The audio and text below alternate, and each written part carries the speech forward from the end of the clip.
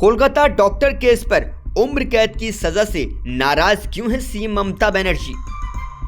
अदालत के फैसले के खिलाफ 24 घंटे में ही हाईकोर्ट क्यों पहुंच गई ममता ने केंद्र सरकार से क्यों कहा जानबूझकर हमसे केस छीना गया। कोलकाता के आरजीकर मेडिकल कॉलेज में ट्रेनी डॉक्टर के साथ रेप मर्डर के मामले पर दोषी संजय रॉय को फांसी की सजा नहीं मिलने पर सियासत गर्मा गई। पश्चिम बंगाल की मुख्यमंत्री ममता बनर्जी अदालत के फैसले के 24 घंटे के भीतर हाईकोर्ट पहुंच गई हैं। सोमवार 20 जनवरी को पश्चिम बंगाल की लोअर कोर्ट ने रेप मर्डर के दोषी संजय रॉय को उम्र कैद की सजा सुनाई थी। साथ ही अदालत ने इस जघन्य अपराध को रेयरेस्ट ऑफ द रेयर का मामला भी मानने से इनकार कर दिया। सवाल तो ये है कि इतना बड़ा केस जो पिछले 6 महीनों से सुर्खियों में है, जिसे लेकर देश भर में डॉक्टर हड़ताल पर रहे, उसे ही अदालत ने रेयरेस्ट ऑफ द रेयर्स का केस मानने से इनकार कर दिया। इसी को लेकर ममता बनर्जी ने एक रैली के दौरान अदालत के फैसले का विरोध कर दिया। ममता बनर्जी ने अदालत के फैसले से नाखुश होकर कहा वो कोर्ट के फैसले से संतुष्ट नहीं है। उन्होंने सभी दोषी के लिए मृत्युदंड की मांग की थी, लेकिन अदालत ने उम्र कैद की सजा सुनाई। ममता ने केंद्र सरकार को घेरते हुए कहा सीबीआई ने उनसे जानबूझकर केस छीना है। हम पहले दिन से ही दोषी की फांसी की मांग कर रहे थे। आज भी हम उसी की मांग पर अड़े हैं। ये कोर्ट का फैसला है, इस पर हम कुछ नहीं कर सकते। लेकिन हाल ही में ऐसे केस में 60 दिन के भीतर फांसी की सजा हो चुकी है। ये बेहद गंभीर मामला था।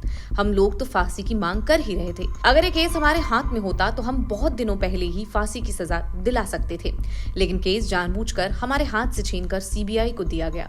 मैंने कहा था अगर हम ये केस सॉल्व नहीं कर सके तब आप ये केस सीबीआई को सौंप देना, क्योंकि हम सिर्फ इंसान चाहते थे। हम चाहते हैं गुनहगारों को सजा हो। मैं कोर्ट के इस फैसले से संतुष्ट नहीं हूं। अगर दोषी को फांसी की सजा होती तब मेरे मन को शांति मिलती। आरजीकर मेडिकल रेप मर्डर के इस केस पर बीजेपी की नेता अग्निमित्र पॉल ने भी अदालत के फैसले से नाखुशी जता दी।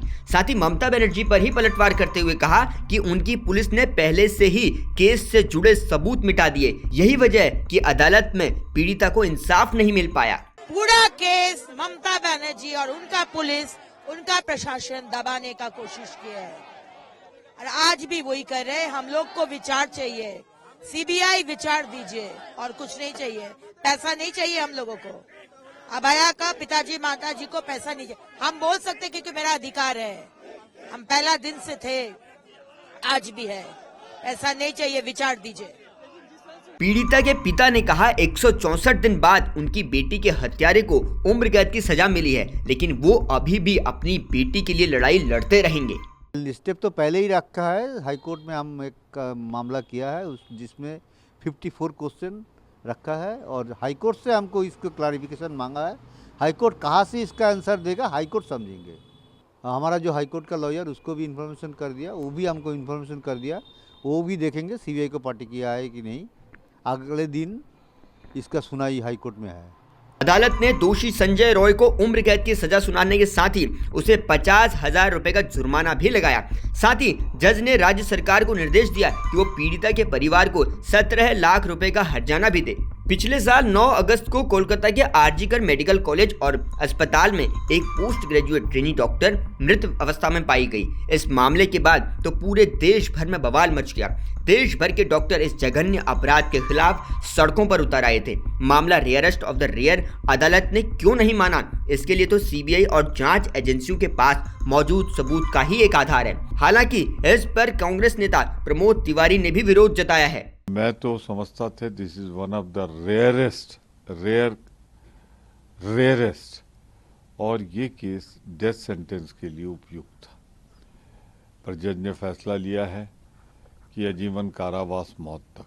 मैं समझता हूँ जाना चाहिए सरकार को हाई कोर्ट, उच्च न्यायालय, इससे जो हो, और वहाँ डेथ सेंटेंस की मांग करनी चाहिए, जैसा उस बेटी के माँ बाप भी संतुष्ट नहीं है। कोलकाता आरजीकर का ये मामला यानी अब हाईकोर्ट पहुंच चुका है और ममता ने केंद्रीय एजेंसियों को लपेटने के साथ अब केंद्र सरकार को भी घेरने का मन बना लिया है। आगे का एक एक अपडेट हम आप तक सबसे पहले पहुंचाएंगे। आप हमें कमेंट सेक्शन में बताएं कि दोषी संजय रॉय को उम्र कैद मिलनी चाहिए थी या फिर फांसी की सजा होनी चाहिए थी। ये कमेंट बॉक्स में लिखकर बताइएगा और जुड़े रहिए जनसत्ता के साथ।